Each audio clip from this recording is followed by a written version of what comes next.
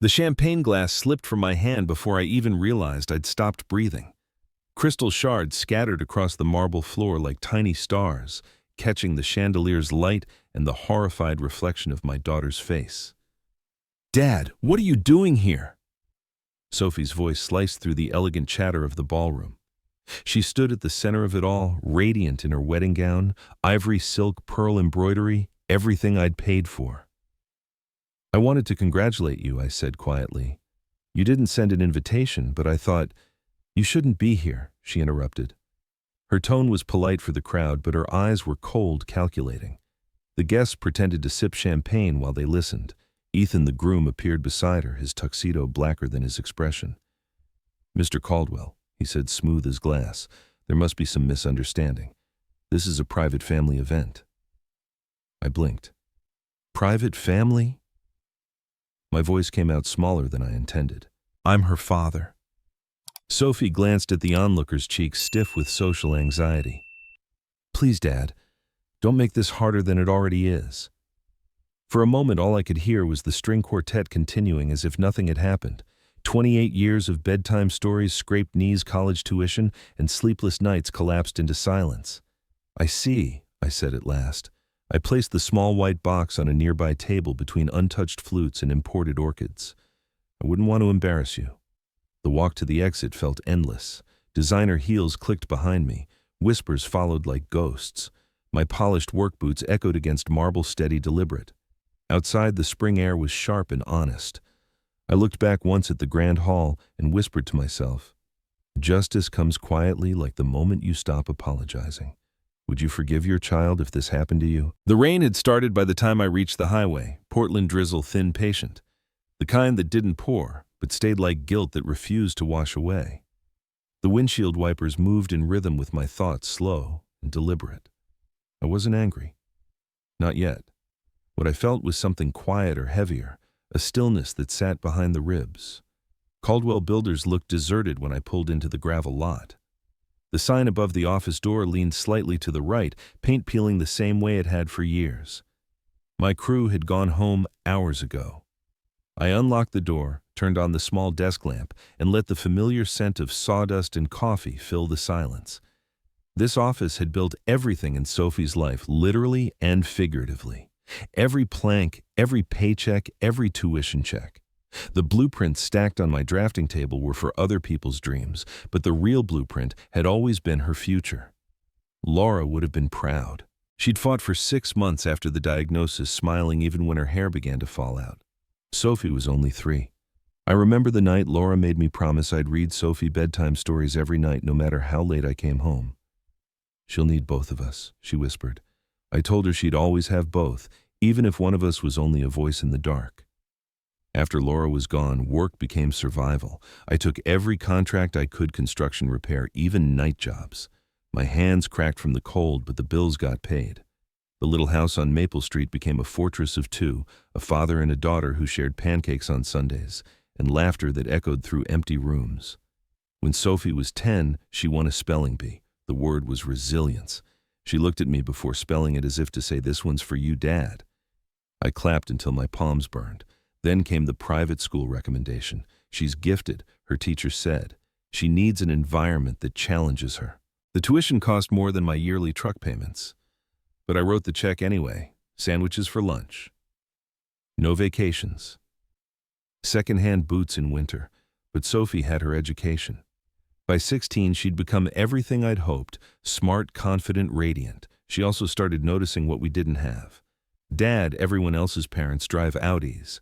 I smiled and handed her the keys to the used Honda Civic I'd spent 6 months restoring. "It runs better than any Audi," I said. She frowned. 6 months later, I traded it for a BMW. At first, I told myself it was love. Love was providing what your child wanted, even if it hurt. But love slowly turned into habit, an automatic yes, a quiet surrender. College widened the distance between us. Northwestern University, her dream, my debt. I remember the acceptance letter. She screamed, I cried, and the bank manager smiled. 4 years of tuition, housing, books, sorority fees. Each semester I worked 2 extra contracts, one of them in Seattle. I missed her birthdays, but I paid every bill on time. Our phone calls became shorter. Love you? Dad turned into, could you send it before Monday? When she studied abroad in Italy, she posted pictures of vineyards and yachts. I liked every photo, though my thumb shook. I'd never been on a plane myself. Then Ethan appeared. Tall, polished, born into money the way Sophie was born into my sacrifices. The first time I met him, his handshake was polite but hollow, the kind that says, thank you for your service. His father owned 3 dealerships across Oregon. His mother chaired charity luncheons where the price of a table could buy one of my trucks. When they got engaged, Sophie called with a voice bright as sunlight. Dad, you'll be proud. The Whitmores want a formal ceremony downtown. The Hyatt Ballroom. She said it like an achievement, not an expense. I laughed softly. How much are we talking? Oh, they'll cover some parts, she said quickly. But you know, flowers catering the dress. We'll handle those. We meaning me. I paid the deposits, the invoices, the upgrades. Orchids imported from Ecuador, hand-stitched gown from Milan, live string quartet. I told myself it was a father's duty. Truth was, it was guilt that I hadn't been enough without the money. A week before the wedding, we met for coffee. She looked perfect, even in casual clothes, designer purse, manicured hands. Dad, she said gently, I've been thinking. The Whitmores have a specific guest list, and it might be complicated if you attended the ceremony. For a moment, I thought she was joking. Complicated. It's just, some of their friends can be judgmental. You've always said you don't like crowds anyway. I stared at her, seeing not my little girl, but a stranger rehearsing polite cruelty. You don't want me there? She lowered her eyes. It's just one day, Dad. Don't make it bigger than it is. I nodded because that's what fathers do when their hearts break, they nod. The next morning, I wired the remaining payments. The florist called to confirm. The bank verified the transfers. By Friday, every cent was gone. And still, I bought a small white box, wrapped it in silver paper, and placed a note inside. For the day you realize who truly paid for your happiness. When I left that ballroom tonight, I didn't leave angry. I left awake. The rain eased as I reached my truck, and for the first time in years, I didn't feel tired. My reflection in the side mirror looked older, yes, but sharper too. The man who'd built everything for love had finally remembered how to build something for himself, justice. The phone buzzed on the passenger seat, a notification from First National Bank business accounts accessible until 5 p.m. Saturday. I smiled faintly, started the engine and whispered, if money built this wedding, maybe money should be the thing to end it. The headlights cut through the mist as I drove away from the glowing hotel, leaving behind the music, the laughter, and the version of me that always said yes. The drive home felt longer than usual, though I'd driven that same road for 30 years. The city lights blurred through the rain, stretching into golden smears across the windshield. I turned off the radio. I couldn't stand to hear love songs. The house on Maple Street stood quiet when I arrived. The porch light flickered, always one wire loose. I'd meant to fix it last week, but wedding preparations had taken every hour. Funny how I'd spent months planning something I was never meant to see. Inside, the air was stale with dust and sawdust smells of work and loneliness. I hung my jacket on the same hook Laura once used, the one she'd labeled with a small silver tag, home. For a moment, I traced the edges of that word with my thumb. Her photo still sat on the mantel, Laura in her garden, holding Sophie, both smiling against the spring sunlight. You'd know what to say, I murmured to her. You always did. I sat down at the kitchen table, the same table where Sophie once built castles from sugar packets, and pretended they were kingdoms I'd someday build for her. I'd built them all, and still lost the crown. The rain softened outside. I reached for my phone again. The screen glowed with the bank's closing reminder. I didn't smile this time. Love had turned into a currency no one appreciated. Maybe it was time to show its real price. If you were Robert, what would you do next? The rain had stopped by midnight, leaving the house wrapped in silence thick enough to hear my own breathing. I sat at my work desk, the small one in the corner of the living room, where a single lamp cast a circle of yellow light over old photographs. Sophie, at 5, missing front teeth, holding a paper crown she'd made for Father's Day. Laura beside her, smiling despite the scarf that covered her head during chemo. That photograph was 25 years old, but it still hurt to look at. I remember the hospital room, the sound of the machines, the smell of antiseptic mixed with rain on her skin. Laura's hand trembled when she reached for mine. "Promise me," she said. "Promise you'll never let her feel unloved." "I promise," I whispered. She smiled, weak but peaceful. "Then I can rest." After she was gone, the house became too big. Nights felt like oceans. Sophie would wake up crying for her mother, and I'd hold her until dawn. We survived one bedtime story at a time. I worked during the day, built dreams for strangers, then came home and built a world for her. There were years when I thought exhaustion might swallow me whole. My hands cracked from cement and cold, but when Sophie wrapped her little fingers around mine, it didn't matter. "Daddy, why don't you sleep?" she once asked. "Because dreams are easier to build when you're awake," I told her. And so I stayed awake for 28 years. She was my reason for every nail, every early morning. When I came home smelling of sawdust and rain, she'd run to the door shouting, "My builder daddy." I'd spin her in circles until we both laughed ourselves breathless. Those were the good years, simple, honest, full of purpose. But children grow. Love turns quiet when it's taken for granted. By middle school, Sophie had stopped calling me builder daddy. At a parent-teacher meeting, I caught her glancing around before introducing me.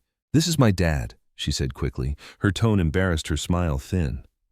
Other parents wore suits. I wore my best work jacket, the one still stained with concrete dust. She didn't meet my eyes the whole evening. On the way home, I asked, "Did I embarrass you, sweetheart?"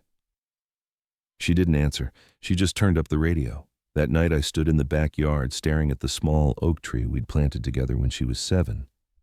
I dug the hole. She dropped the seedling in with both hands and patted the soil like it was treasure. "Will it grow as tall as you, Dad?" she'd asked. "Maybe taller," I said, "if you take care of it." Now the tree was taller than the roof, its branches reaching toward the clouds.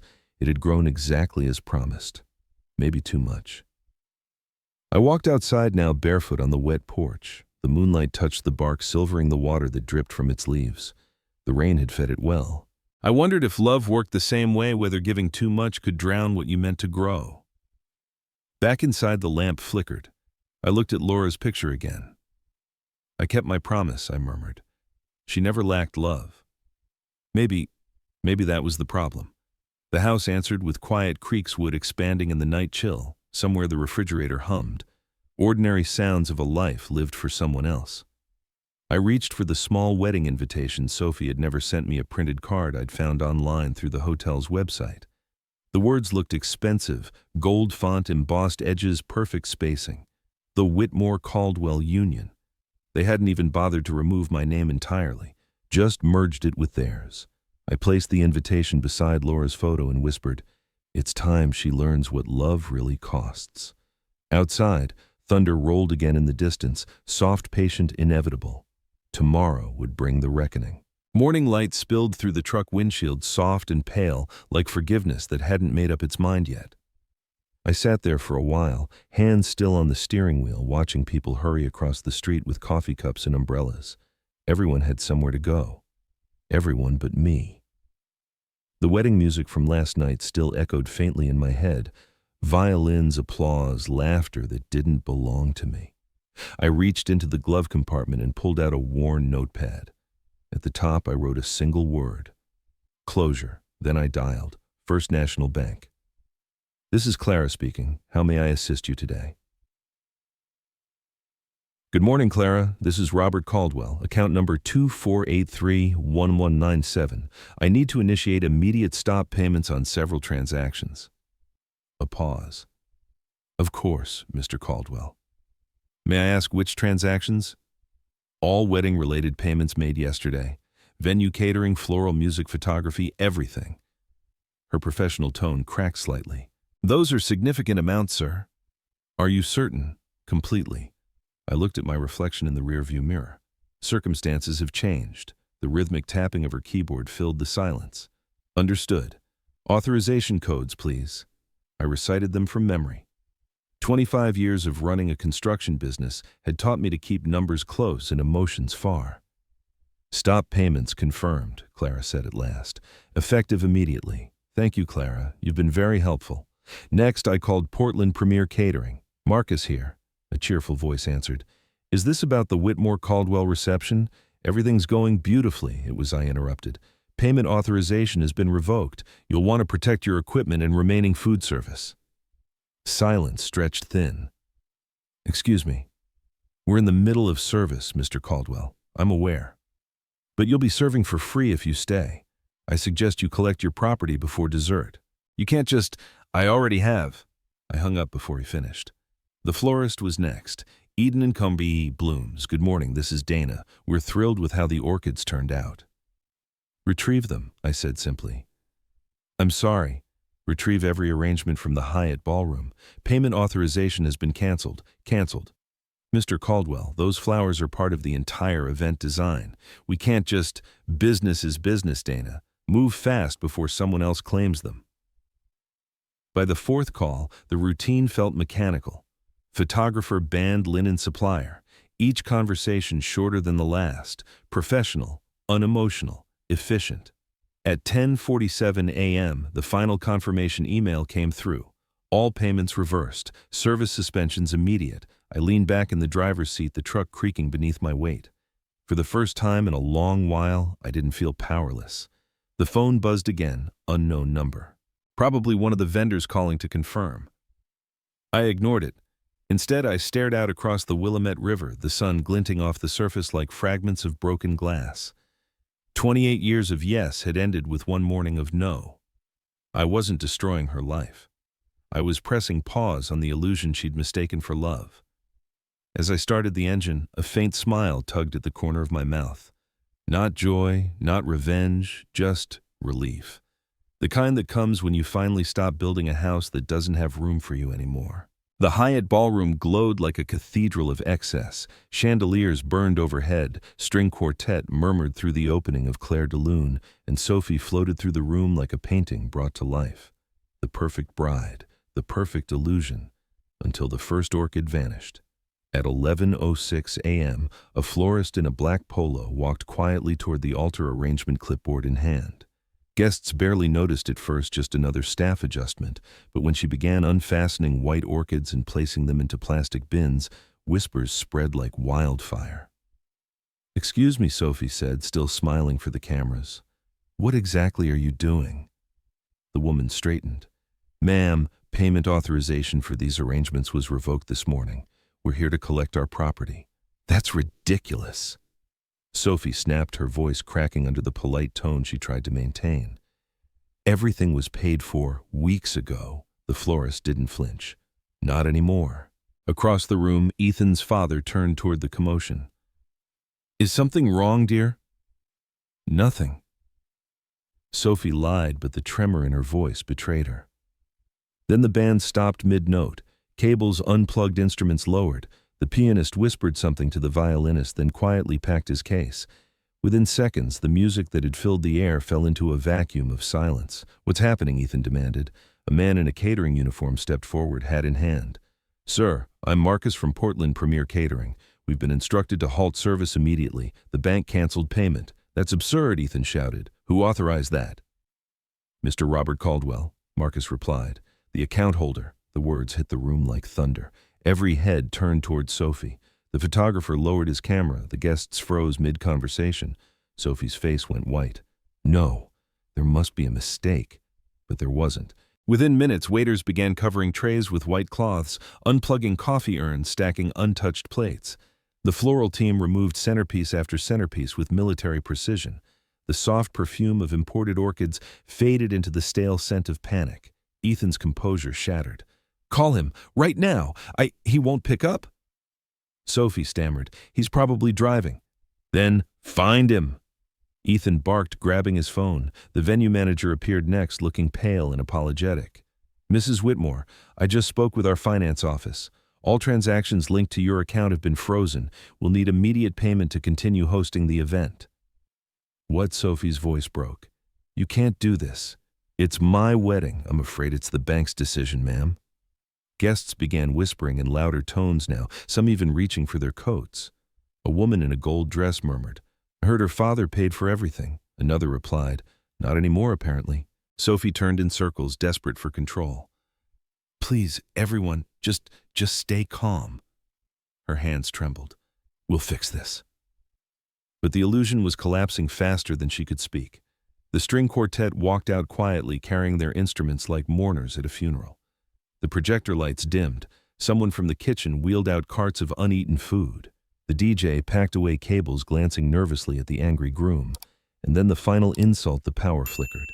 Chandeliers blinked once, twice, and the entire ballroom dipped into half-darkness, just bright enough to see faces turning, judgment forming. Ethan rounded on her. "Did you know about this?" "Of course not," she cried. "Why would he do this to me, to us?" Ethan corrected sharply. "You're not the only one humiliated here."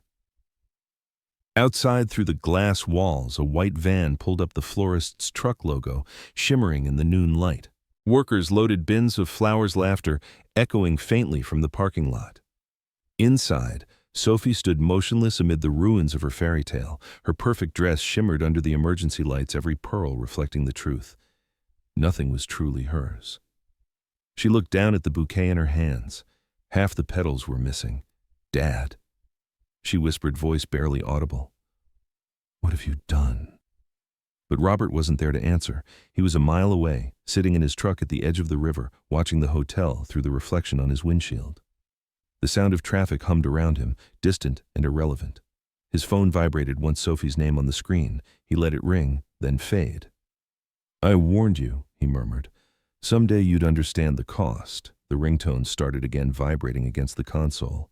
He picked it up, hesitated, and then set it face down. Through the windshield, a single orchid petal drifted out of the florist's truck and tumbled down the breeze. It landed on the wet asphalt, white against black. Justice, quiet and unassuming, had begun its work. The river looked different at night. The same water that sparkled in daylight now moved slow and dark, reflecting only the red dots of passing traffic. I sat there until the city lights blurred into a smear of gold and gray. The phone had stopped ringing an hour ago. Silence, finally. When I got home, the air was still heavy with rain. The porch light flickered again, that same broken wire I'd never fixed. I left it that way. Some things were better when they reminded you of what you'd neglected. In the living room, the lamp cast its usual circle of light over my desk. I pulled open the bottom drawer and found the first file labeled Sophie Education. Receipts, tuition statements, scholarship rejections, wire transfers, a quarter-century of paperwork. Every page a brick in the house she now lived in, but never saw me build. I started typing. Date, description, amount, category, running total. It was mechanical at first, almost soothing. The clicking keys filled the room like rain against a tin roof. Then the numbers began to form a pattern, one that looked less like generosity and more like arithmetic punishment. Private school, $8,000 a year for 12 years. College tuition, $52,000 a year for 4. Study abroad, $9,500. Cars, 3. Apartment rent, 36 months. Wedding, $147,000. By midnight, the total blinked on the screen, $947,200. Nearly $1 million. I stared at the number, letting it sink in. All those years I'd told myself love didn't need to be measured. Maybe that was the lie that kept me poor. I opened a new email. To Margaret Heller, attorney at law. Subject documentation, Caldwell family matter. Margaret, I'm ready to move forward. Please review attached evidence for debt reclassification. All transfers were made solely by me. I want everything formalized. Her reply came at 2:14 a.m. Understood, Robert. This will take precision, not emotion. Are you sure you want to proceed? Completely sure. Then by morning we'll begin the audit. I leaned back, rubbing my temples. My reflection in the dark window looked like someone I barely recognized, tired but finally awake. When dawn came, I drove to Heller and Associates downtown. The office smelled of ink and cold coffee. Margaret greeted me with that lawyer's calm that could slice through panic. You've documented every transaction, she asked, every single one. She scanned the folders, lips tightening. This isn't charity, Robert. This is a financial history of dependence. You've been her entire economy. That ends today. She nodded slowly. Then here's what we'll do. A formal demand letter, repayment in full within 30 days. After that, legal collection procedures. It will be delivered by courier. Her words were surgical, and I welcomed the precision.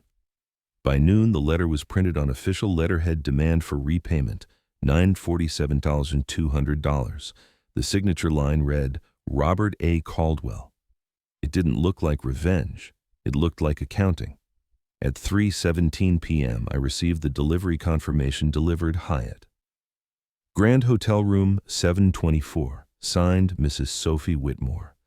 I imagined the knock at the door, the confusion on her face as she opened the envelope, the dawning realization as her new husband read the total aloud. The first voicemail arrived 20 minutes later. Dad, what is this? Some kind of joke, then another. 900,000, you can't be serious. You never said these were loans. And then another. Please call me. Ethan's family is furious. They think this is blackmail. By the fourth message, her voice cracked. I don't understand what's happening. Why are you doing this to me? I didn't answer. Some lessons need silence. That evening, I brewed a pot of coffee and opened the blinds. Outside, the oak tree swayed in the wind, the same one we planted together all those years ago. It had grown tall and stubborn, its roots breaking the pavement near the driveway. I smiled. You grew too fast, too, I whispered. The phone buzzed again, Ethan Whitmore. I let it go to voicemail. Mr. Caldwell, this is Ethan. You've gone too far. My family's lawyers will be in touch. You're ruining your daughter's life. I replayed the message twice. His voice trembled more than mine ever had. At midnight, I opened Sophie's last text. I get it now, Dad. You were right. But please stop this before it's too late. I typed a single reply. Too late is what happens when you ignore early warnings. Then I turned off the phone. For the first time in nearly 3 decades, the house didn't feel lonely. It felt balanced. The next morning, I woke early, made breakfast, and went back to work. The crew greeted me the same way they always did, morning boss. Hammers hit wood concrete poured into frames. Life continued. But inside, I knew something fundamental had shifted. I hadn't just taken back my money. I'd taken back my dignity. And somewhere in a hotel suite downtown, my daughter was learning the same equation I'd spent a lifetime trying to teach: love without respect is debt waiting to be collected. Would you call this revenge or justice? The next evening, I parked outside the construction site long after everyone else had gone home. The skeletal frame of a new office building loomed against the violet sky beams, rising like unfinished prayers. I stood there, helmet in hand, feeling the strange peace that comes when destruction and creation finally make sense together. My phone buzzed again, this time a video message from Sophie. I hesitated before pressing play. Her face filled the screen, swollen eyes. Makeup smeared a white hotel robe hanging loosely around her shoulders. Behind her, the room was chaos, open, suitcases, torn flower petals on the carpet, champagne bottles half empty. Dad, her voice cracked. They all left. Ethan, his parents, everyone. They said I embarrassed the family. The newspapers called it a financial scandal. She tried to laugh, but the sound broke halfway through. You destroyed everything. I stared at the screen without emotion. No, I whispered, to the empty truck you did. I don't understand what lesson you're trying to teach me, she continued. If this is punishment, I've learned it. I've learned it, Dad. Please. The video ended with silence, just her eyes pleading loss small. For a long time, I couldn't breathe. It was one thing to take back money, another to watch your own child crumble under the weight of truth. I ran a hand over my face, the skin rough from years of concrete dust and regret. My phone lit again, this time a message from Margaret. Robert, you've started a process you can't half finish. Stay steady. Emotion ruins leverage. Leverage. The word felt heavy, cruel. I didn't want leverage. I wanted acknowledgement, gratitude, just once. I drove home through the back streets, past houses glowing with dinner lights, families laughing behind windows. I used to have that sound in my house once. When I got inside, I replayed Sophie's video again, this time on the TV. Larger, sharper, harder to escape. Her eyes filled the room. The sound of her sobs echoed against the drywall like hammer blows. I sat on the couch, hands folded, staring at the screen until the replay ended. Then I spoke not to her, but to Laura's photo on the mantel. She's breaking, Laura, the way you broke when the pain was too much. But I can't stop. Not yet. Because this time it's not her body that's sick, it's her gratitude. Outside, the rain began again, soft and rhythmic, as if the world was washing something off its conscience. My phone buzzed one last time, another message, this one just a single sentence. Dad, I hate you for teaching me what I should have known. I didn't delete it. I just whispered, good. Hate is still a kind of learning. Then I turned off the phone and let the rain speak for both of us. 3 days passed before I noticed the quiet. Not the kind that soothes you, but the kind that hums beneath the skin, reminding you that something's missing. Work went on as usual. The crew showed up at dawn, boots crunching gravel, the air thick with sawdust and diesel. Hammers hit rhythmically, saws sang their sharp metallic songs, and every noise reminded me that the world didn't care about the mess inside my chest. Morning boss, one of the younger guys, said, waving his thermos. He couldn't have been more than 25. A baby-face wedding ring on his finger, probably a kid on the way. I watched him pull out his phone during break, smiling at a photo. You married? I asked. 2 years, sir. My little girl just started walking. He beamed, eyes shining. I nodded, forcing a smile. Hold on to that. You blink and suddenly she's wearing a wedding dress. He laughed, but I didn't. That night I sat at my desk again. The lamplight caught the corner of my laptop screen, where Sophie's last message still waited. Dad, I hate you for teaching me what I should have known. I played her voicemails again, one by one. At first they sounded like noise, anger, panic, pride. But the third one broke something in me. Please, Dad, I don't know what to do. Everyone's gone. I can't even go outside. I'm sorry. Okay, I'm sorry. I hadn't really heard that word before. Sorry, not from her lips, not in years. I listened to it again and again until the syllables turned from sound to memory. Once, when she was 7, she broke one of Laura's porcelain cups. She'd tried to glue it back together, the edges jagged, the cracks obvious. When she saw me watching, she cried and said, I'm sorry, Daddy. I didn't mean to break it. I'd knelt down beside her, brushed the glue from her small fingers and said, It's okay, sweetheart. Things break. That's how we learn to hold them better next time. Now, sitting alone, I wondered, did I just break her the same way? The question stayed with me all night. By morning, I couldn't stand the walls of my house. They felt like witnesses. I got in the truck and drove with no destination, just the need to move. The sky was gray low, pressing down like an apology that never came. Instinct led me to the cemetery. Laura's headstone sat beneath the old oak tree, the same tree we'd planted the day Sophie was born. It had grown tall branches reaching wide, offering shade even to strangers. I knelt down beside the grave, brushed away a few fallen leaves, and placed my hand on the cold marble. I did what you asked, I said softly. I kept my promise. I never let her feel unloved, but maybe I made her feel unworthy instead. Wind rustled through the branches above, scattering acorns across the ground. I liked to think it was Laura answering in her quiet way. I thought I was teaching her respect. I continued, my voice breaking. But maybe all I taught her was fear. Fear of disappointing me, fear of losing comfort, fear of truth. A jogger passed by on the path, nodding politely. I wiped my face before standing. Grief didn't belong to the living, not in public anyway. Back home, I opened my phone again. My thumb hovered over her contact name. Compose message. For 5 full minutes, I just stared at the blinking cursor. What do you say to a daughter who's learning how to fall apart because of you? Finally, I typed, I hope you're safe. That's all for now. Then I hit send. No reply came that night or the next, but the silence didn't sting like before. It felt deserved. I made dinner for one simple pasta, a glass of water, ate slowly, thinking about all the dinners I'd missed over the years, how many nights she'd eaten alone while I worked late, believing sacrifice would make her happy. It didn't. It only made me a stranger she couldn't recognize when I walked into her fairy tale wedding. Later, I sat on the porch. The rain had stopped, but the air was cool, damp. The oak tree swayed gently, its leaves shimmering under the streetlight. Somewhere deep in its bark, the roots we'd planted together still held strong. Maybe that was us, weathered, cracked, but not gone. The phone buzzed once. Unknown number. I didn't answer. I just watched the tree. Love doesn't vanish. It waits, sometimes too long, sometimes quietly, until you learn how to hold it right. I leaned back, eyes closed, listening to the rhythm of wind and branches. For the first time since that awful day, I let myself believe that silence could heal. Because maybe justice was never about punishment. Maybe it was about teaching both of us how to rebuild this time without illusions. Have you ever realized too late that you were right for the wrong reasons? The next morning came quiet and gold. Sunlight slid through the blinds like forgiveness sneaking into the room. I stood by the window with a mug of coffee watching the world begin again. The neighborhood kids waited for their school bus backpacks too big for their shoulders. Somewhere down the block, a father shouted, "Don't forget your lunch." The sound pulled a smile from me before I realized it.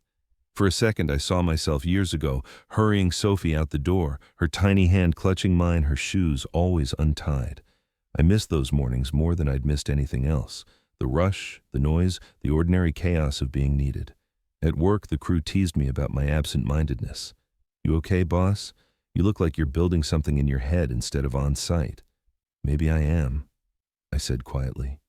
When lunch came, I sat on the tailgate of my truck, sandwich in hand, and looked at the clouds rolling over the mountains.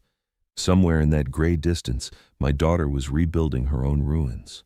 Maybe that was how love worked, after all, two people repairing different sides of the same broken bridge. I took a deep breath. "You'll find your way, Sophie," I murmured. "And when you do, I'll be here." The wind rustled through the leaves of the oak tree outside the site fence, sunlight catching on each one like small promises. It wasn't peace yet, but it was hope. The rain had returned by morning, soft and uncertain, as if even the sky couldn't decide whether to cry or not.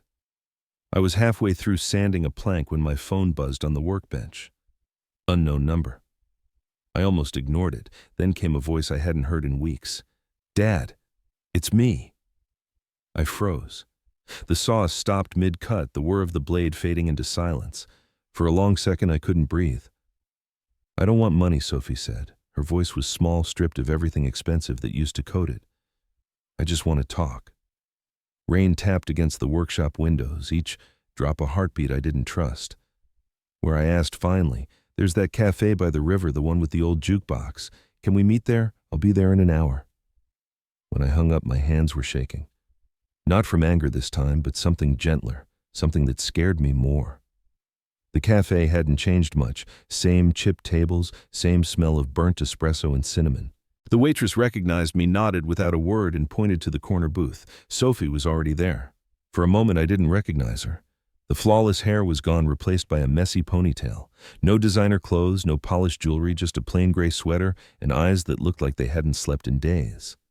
She stood when I approached, hesitated, then sat again.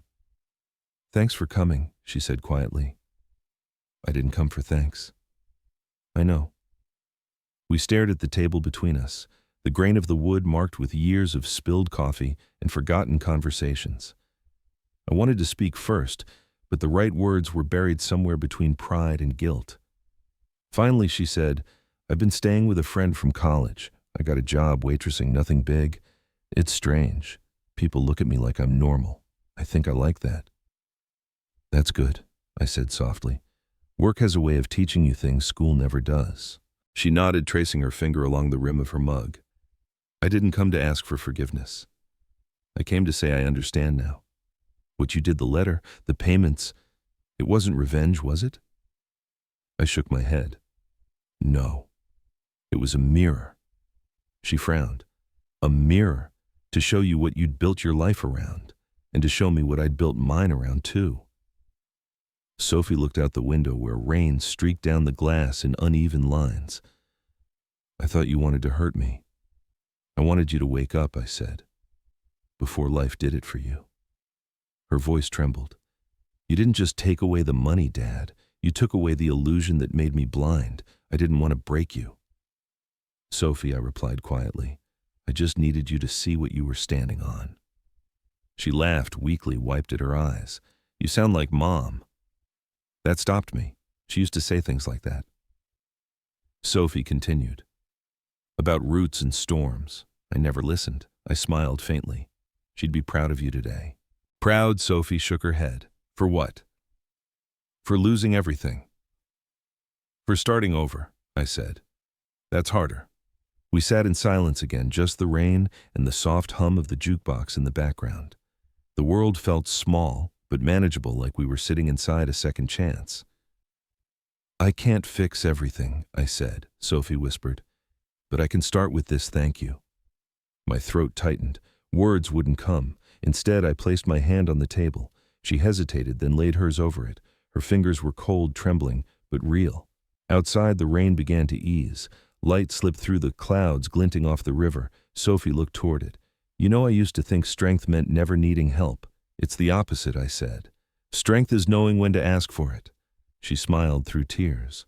I guess I'm learning. We walked out together when the rain stopped.